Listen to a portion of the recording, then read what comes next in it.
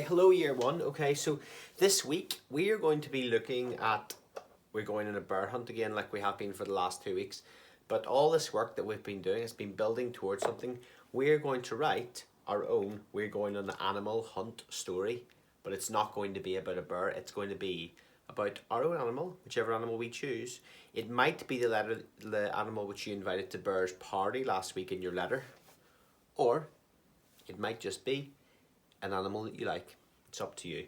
Before we do that, let's just listen to a little bit of the story to get ourselves familiarized again with the repeating language in the story. Remember, there's lots of bits that repeat in the story. That's why it's a good story to retell, because you can remember it, can't you? Because there's lots of bits which are repeated over and over and over again. So we're just going to listen to a little tiny bit at the start. And before you do your work, I want you to actually listen to the whole story again, okay? Just find it on YouTube. Just type in "we're going on a bear hunt" into YouTube and it'll come up. This one's the first one actually, where the author Michael Rosen does the actions. So let's listen carefully together and think, which bits are repeated?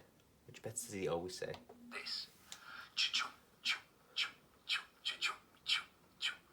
We're going on a bear hunt. We're going to catch a big one. What a beautiful day. We're not scared. Uh-oh. Grass. Long wavy grass. We can't go over it. We can't go under it. Oh no. We got to go through it. Swish, swashy, swish, swashy, swishy, swashy. Choo-choo, choo, choo, choo, choo, choo, choo, choo. We're going on a bear hunt. We're gonna catch a big one. What a beautiful day. We're not scared. Uh-oh. A river. A deep, cold river. Remember, every time he gets to an obstacle, there's a noise, isn't there? We can't go over it. We can't go under it. Oh no, we got to go through it. Dive in. Splosh, splash, splosh, splash, splosh, splash. Okay, so keep that in your head. Keep those bits which are repeated over and over again in your head, because they're going to be very important. Okay, so we're planning our animal hunt today, and tomorrow we're writing our animal hunt. But you can't write, you can't just sit down. It's very hard, isn't it, just to sit down and start writing. You always have to have a plan. Plans make everything easier. Okay, so let's start planning. Okay, so these are the things we want to have in our plan, okay? We want to know what we know about we're going on a bear hunt. So we're going to use what we know about the story, all the different repeating bits that we know about. We're going to have those repeating parts in the story, and we're going to plan what we want to say, maybe by saying it out loud like he's done in his story, and we're going to put our ideas on a story map. So let's have a look. Okay. You have written a letter to an animal inviting them to the bear's cave for his birthday party, and now you need to find out where to deliver the letter to. Now, we made up our own addresses, but I've got a few addresses here, and I want you to remember, if you can tell me. Remember, the bear drew some little carvings of some animals in his cave? I'm going to read the address, and I want you to think, which animal lives there? Which one of those 5 animals lives there? Okay, so who do you think lives, year one, in the Grand Oak at Acorn Way in Cliffside Town? Who would like acorns, maybe to eat them? Maybe to store them away in the hibernation time. Okay, we're going to come back to that one, so keep in your head who you think this one is. Okay, next one. Rockpool, Main Beach, Cliffside Town. Which one of those animals lived in a rock pool? Was there any sea creatures among them? Okay, next one. The Burrow, Beach Lane, Cliffside Town. Which animal lives in a burrow? Think back to what animals the bear wanted to invite to his party. Fisherman's Cottage, Harbour Road, Cliffside Town. Who might live there? And the last one, the Bakery, Cobble Lane in Cliffside Town. Okay, let's have a click, guys, and we'll see who we think actually lives in all these places. And if you got any of them right.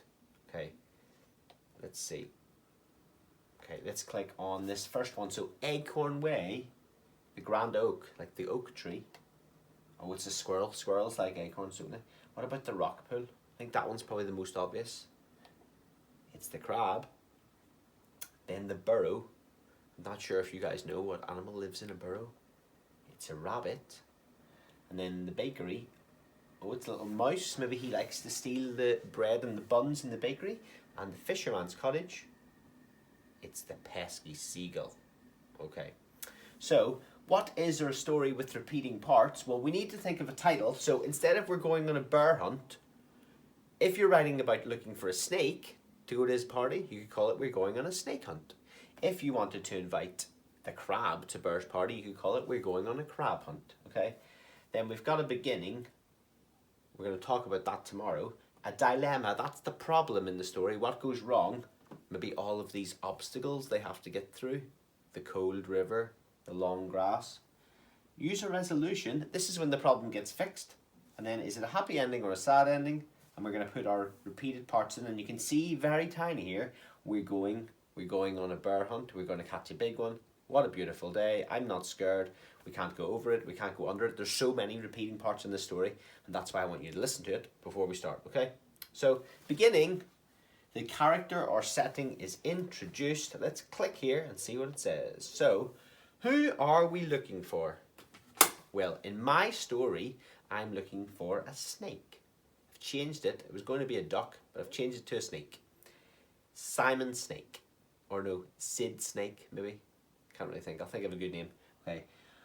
We're going on a snake hunt. Who are we looking for? We're going on a snake hunt. What sort of day is it? Maybe it's a sunny day. Maybe it's a rainy day. How are we feeling?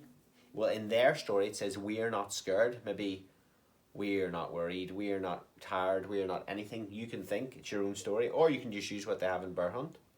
Then the next part is the problem. And there's repeated problems in this story because there's lots of obstacles. Okay, what's the obstacle? Is the obstacle a thing, like a cold river? Or is it the weather? Maybe there's a thunderstorm, a snowstorm. It can be whatever you want. Then the problem gets solved. It gets resolved. What do we have to do to get past it? We can't go over it. We can't go under it. We've got to go through it. That's that part. And then back to the start again. And it's repeating. Goes back to the start and repeats these bits. There's another obstacle. We're going on a bear hunt. There's another obstacle. We get through it. Back to the start. There's another obstacle. We get through it. And then the ending, how the problem is finally solved. And in our story, the problem is going to be solved by your animal getting handed their invitation to go to Bear's birthday and then actually going to Bear's birthday and making Bear no longer lonely, but very happy and glad that he now has friends. But I've just spoken about this really fast. We're going to be doing it much slower than this. So, okay.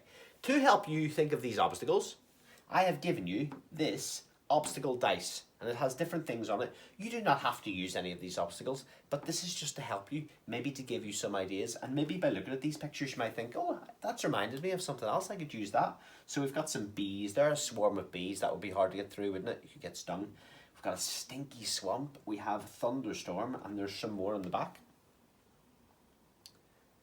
Okay, and we're going to think of what adjectives we can use to describe the obstacle. So if I was describing a thunderstorm, I might say a loud, scary thunderstorm. If I was describing a swamp, I might say a slimy, stinky swamp. If I was describing a swarm of bees, I might say a buzzing, noisy swarm of bees. Okay, so we're thinking about describing words as we always do. Okay, and how will your story end? Well, the animal is going to be invited to Bear's party. Okay, so you're going to be given a map like this, okay? And you filled in something similar about like this, didn't you? About the actual bear hunt, but this is our own one for our own story. So I'm going to put up some examples and then I'm going to do some of my own. So in this one, the first two have been done for you. So look, the first one, their obstacle is some bees. And remember, you have to make a noise in your story. Stumble, trip, stumble, trip, stumble, trip, squelch, squelch, squelch, squelch. There's many in the noise. They've got for their noise in the bees, buzz, swipe. That's them swiping the bees away so they don't get stung. Buzz, swipe, buzz, swipe, buzz, swipe. So, for example, we're going on a snake hunt. We're going to catch a long one. What a lovely day. We're not scared. Uh-oh, a swarm of bees. A loud, buzzing swarm of bees. We can't go over it. We can't go under it. We've got to go through it. Buzz, swipe, buzz, swipe, buzz, swipe, and so on. And they've got another example. They've got a barn with hay in it. Maybe they've got hay fever. A chew, sniff, a chew, sniff, a chew, sniff. I'm going to write one of my examples on the board now. Once I find my map. Oh yeah, there's the rest of your dice. I'm going to write some of my examples on the board now. And then I want you to spend today thinking of some of your own. Maybe it could be ice, maybe it's a frozen lake, it can be anything, maybe it's hailstones or a sandstorm. It can really be anything you like. The crazier the ideas, the better, I think. Okay, so, obstacle 1, mine is going to be, this just shows you I'm rubbish at drawing pictures.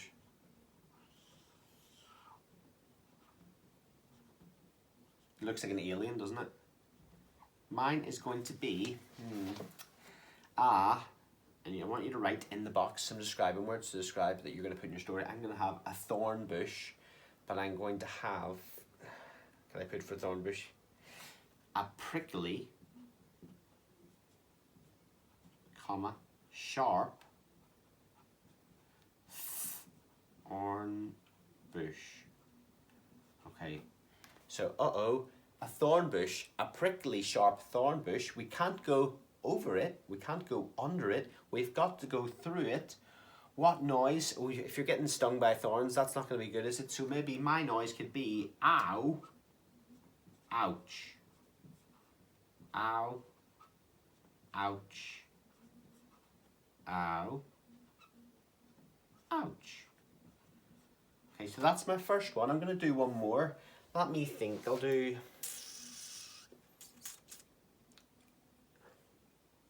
what can I go for? I know.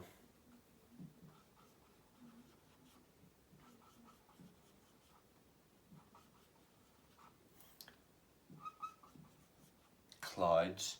So I'm going to say clouds. What type of clouds? So I'll say fluffy white clouds.